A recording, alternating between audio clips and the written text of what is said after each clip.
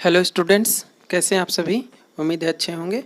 मैं अरविंद कुमार सिंह आप सभी लोगों का आपके अपने YouTube channel Shivraj maths classes में बहुत बहुत स्वागत करता हूं।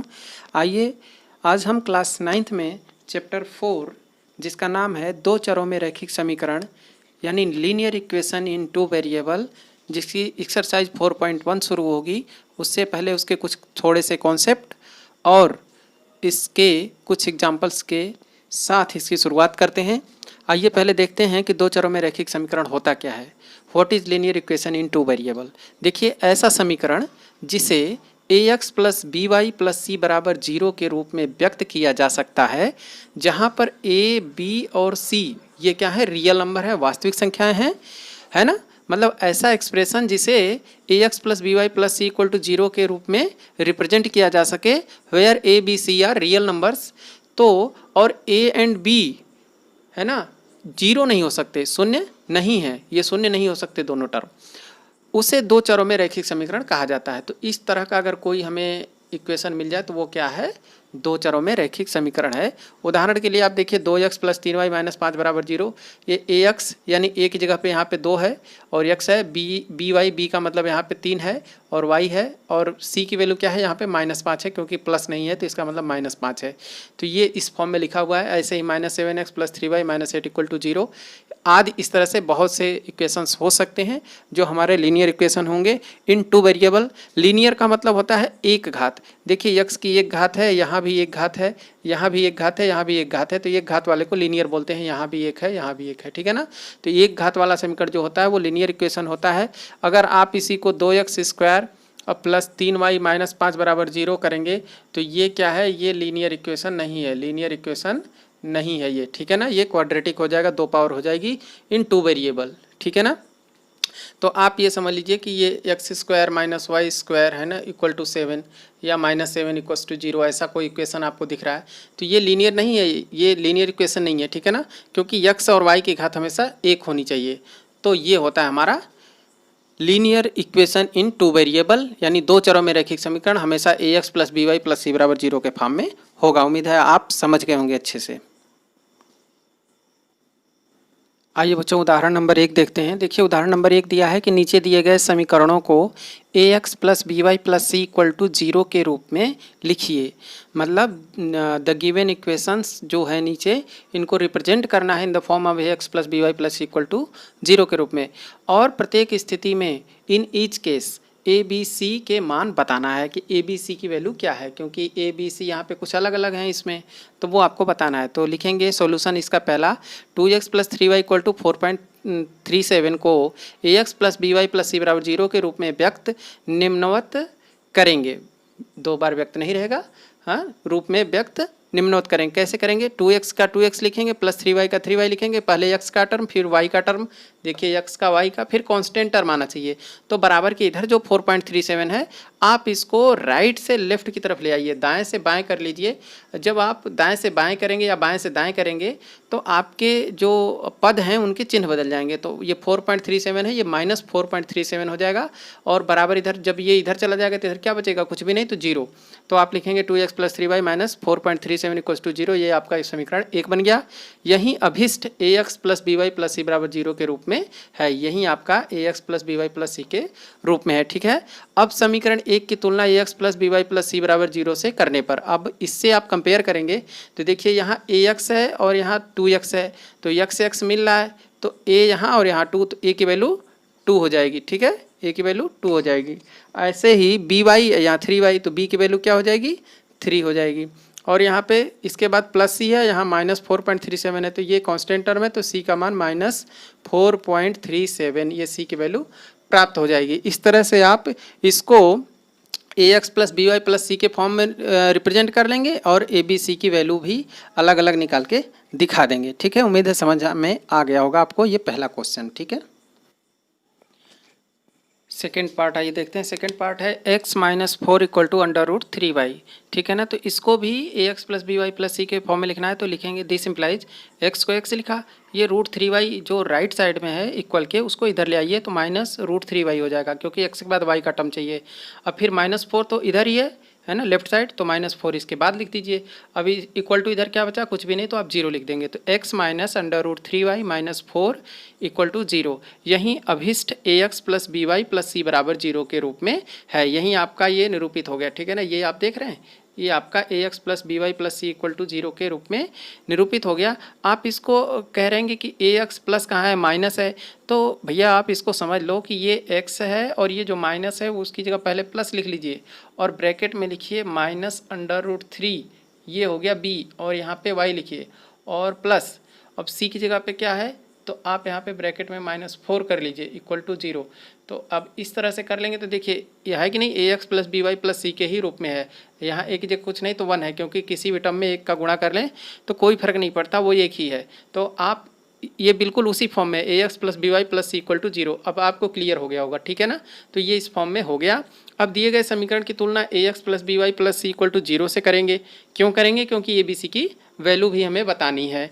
तो जब तुलना करेंगे तो आप देखिए यहाँ ax और यहाँ ओनली x, तो यहाँ क्या है 1 है, यहाँ देख रहे हैं ना 1, तो a की वैल्यू क्या आ जाएगी 1 आ जाएगी, और b की वैल्यू क्या है माइनस करनी में 3, और c की वैल्यू क्या है -4। तो इस तरह से आप a b c की भी वैल्यू प्राप्त कर लेंगे, ठीक है। आइए बच्चों थर्ड पार्ट देखते हैं। इसका तीसरा सवाल है 4 बराबर 5x माइनस 3y। इसको अब हमें x plus by plus c बराबर 0 के रूप में लिखना है। तो आप 5x को यहीं रहने दीजिए 5x, ठीक है ना। ऐसे देखिए 5x को 5x रहने दीजिए, -3y को -3y रहने दीजिए, और इस 4 को उठा के इधर ले आइए तो ये -4 हो जाएगा। अब बराबर यहाँ आप देख रहे हैं, बराबर यहाँ है तो यहीं है, और इधर क्या बचेगा 0 बचेगा। तो 0 बराबर 5x माइनस 3y माइनस 4, या आप इसको ये कह लीजिए कि जब 0 के बराबर ये है तो ये 0 के बराबर होगा, है कि नहीं है भाई। आप ऐसे तराजू लेके तौल रहे हैं, इधर 1 किलो का बाट है, इधर 1 किलो चावल है, तो ऐसे दिखा है तो ये क्या है, इधर 1 किलो बाट इधर 1 किलो चावल।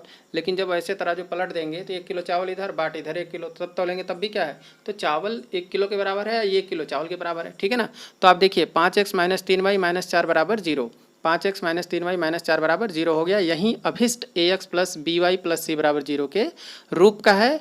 आप इसको और मॉडिफाई करना चाहते हैं, जैसे मैंने पिछले क्वेश्चन में बताया, तो आप यहाँ पे क्या लिख सकते हैं 5x लिखेंगे ये, और -3y है तो उसको प्लस करेंगे और ब्रैकेट में लिखेंगे -3y ऐसे, ठीक है ना। प्लस लगा के ये माइनस ब्रैकेट में कर देंगे, क्योंकि प्लस माइनस माइनस ही होगा, लेकिन आप शो करने के लिए कि भाई ax है, ये प्लस हो गया, फिर ये by हो गया, और फिर प्लस सी की जगह पे यहाँ पे -4 ब्रैकेट में लिख दिया बराबर 0।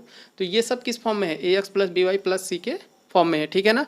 अब दिए गए समीकरण की तुलना ax plus by plus c बराबर 0 से करेंगे आप, तो देखिए a की वैल्यू क्या आ जाएगी 5 आ गई। x का कोफिशिएंट जो होता है वो a होता है, और जो y का कोफिशिएंट है गुणांक, y का जो गुणांक है वो b है, दैट इज -3, और जो कांस्टेंट टर्म है दैट इज c है ना, तो c बराबर -4 आएगा। तो ये भी c साफ साफ दिख रहा है, आप ऐसे कर लेंगे, ओके। आइए पहले एग्जाम्पल का लास्ट पार्ट अब देखते हैं। पहले एग्जाम्पल का लास्ट पार्ट है चौथा 2x इक्वल टू वाई, ठीक है ना। तो 2x इक्वल टू वाई है, तो आप 2x को 2x लिखिए, y को इधर ले आइए -y इक्वल टू 0, ये आपका आ गया। यही आपका क्या है x plus by plus c बराबर 0 के फॉर्म का है। थोड़ा और अच्छे से लिख लीजिए आप समझने के लिए, 2x को 2x लिखिए और यहाँ प्लस लगाइए, और यहाँ कोई कोफिशिएंट नहीं है, y का गुणांक नहीं है, तो वो 1 होगा, तो इसलिए -1 ब्रैकेट में करिए इंटू y करिए, है तो ये -1y या -y का मतलब -1y, -y कहिए या फिर -1y कहिए, बात एक ही है, ठीक है ना। अंडरस्टूड है कि ये 1 ही y है, यहाँ एक ही y तो दिख रहा है आपको, 2 तो दिख नहीं रहे, ठीक है ना। और प्लस 0 इक्वल टू 0, यही अभिष्ट ax plus by plus c बराबर 0 के रूप में है। यही आपका किस रूप में है, ax plus by plus c बराबर 0 के रूप में है। अब आप इसकी comparison ax plus by plus c बराबर 0 से जब करेंगे, जब इससे तुलना करेंगे, तो आपको a का मान देखिए 2 दिख जाएगा, और b का मान आपको -1 दिखेगा, ठीक है ना। और c की वैल्यू यहाँ पे 0 दिखेगी, क्योंकि c का टर्म है ही नहीं, तो इसलिए c बराबर 0 प्राप्त होगा। जिसका टर्म नहीं है वो क्या हो जाएगा, 0 हो जाएगा, ठीक है। तो इस तरह से आप इसको कर लेंगे, और उम्मीद है आपको ये उदाहरण 1 के सभी चारों पार्ट समझ में आ गए होंगे, ओके। आइए अब बच्चों हम उदाहरण 2 देखते हैं। उदाहरण 2 में लिखा है कि निम्नलिखित में से प्रत्येक को 2 चरों वाले रैखिक समीकरणों के रूप में व्यक्त कीजिए। मतलब इसको क्या करना है, रिप्रेजेंट करना है लीनियर इक्वेशन इन 2 वेरिएबल के फॉर्म में। तो कैसे करेंगे, तो आपको दे रखा है x इक्वल टू -5, ये पहला पार्ट है, x इक्वल टू -5। तो आप इसको कैसे लिखेंगे, तो आप x का टर्म है तो यहाँ लिखिए 1x, ठीक है ना, प्लस लगाइए। y का टर्म है कहीं नहीं है, तो यहाँ पे लिखिए 0y, 0 इंटू वाई। और c का टर्म क्या है, ये -5 है, तो इसको इधर ले आइए, है ना, राइट से लेफ्ट में, तो ये +5 हो जाएगा इक्वस टू 0। तो आपका ये आ गया ax प्लस by और प्लस c इक्वस टू 0 के फॉर्म में आ गया। ठीक है। सेकंड देखिए, अब y इक्वल टू 2 है तो इसमें x का ही नहीं टर्म है, तो आप यहाँ 0 इंटू एक्स, जो टर्म नहीं है उसको लिखिए 0 इंटू एक्स, है ना, अब प्लस y है तो ये 1y है। ठीक है ना, और ये इक्वल टू 2 है तो इसको इधर ले आइए, क्योंकि c हमेशा कांस्टेंट टर्म जो है हमेशा इधर रहेगा। तो ये -2 है, तो आप प्लस लगा करके ब्रैकेट में -2 लिख सकते हैं इक्वल टू 0। ठीक है ना। अब ये भी किस टर्म में आ गया, ax प्लस by और प्लस c इक्वल टू 0 के फॉर्म में आ गया। ठीक है ना। ऐसे ही आप क्वेश्चन नंबर 3 जो है इसमें लिखा है 2x इक्वल टू 3। तो अब ये थर्ड पार्ट आप देखिए, ये आपका सेकेंड पार्ट था, आइए थर्ड पार्ट आपको बताता हूँ। थर्ड है 2x इक्वल टू 3, तो इसमें x का टर्म है तो आप 2x लिखिए, y का टर्म नहीं है तो प्लस 0 इंटू वाई लिख लीजिए, और 3 को इधर ले आना तो -3 होगा, तो पहले प्लस लिखिए फिर ब्रैकेट में -3 लिखिए इक्वल टू 0। ये भी किस फॉर्म में आ गया, ax प्लस by और प्लस c इक्वस टू 0। ठीक है ना, ये भी इसी फॉर्म में आ गया। अब आपका इसका लास्ट क्वेश्चन है फोर्थ पार्ट। फोर्थ पार्ट क्या है देखिए, 5y इक्वल टू 2, तो इसमें x का टर्म नहीं दिख रहा है, तो आप लिखेंगे 0x और प्लस 5y लिखेंगे, और 2 इधर आएगा तो माइनस होगा, तो इसलिए पहले प्लस लिखिए फिर -2 इक्वल टू 0, ब्रैकेट में -2 कर लीजिए। ये किस फॉर्म में आ गया, ax प्लस by और प्लस c इक्वल टू 0। ठीक है, इस तरह से आपको ये सब क्वेश्चन करने हैं। उम्मीद है आज जो भी आपको वीडियो में बताया गया एग्जाम्पल नंबर 1, 2 इसके बेसिक कॉन्सेप्ट आपको सब समझ में आए होंगे। बस आपसे लास्ट रिक्वेस्ट है, समझ में आए तो प्लीज़ इस चैनल को लाइक कीजिए, इस चैनल को सब्सक्राइब कीजिए, लोगों के साथ शेयर कीजिए। ठीक है, बहुत बहुत धन्यवाद।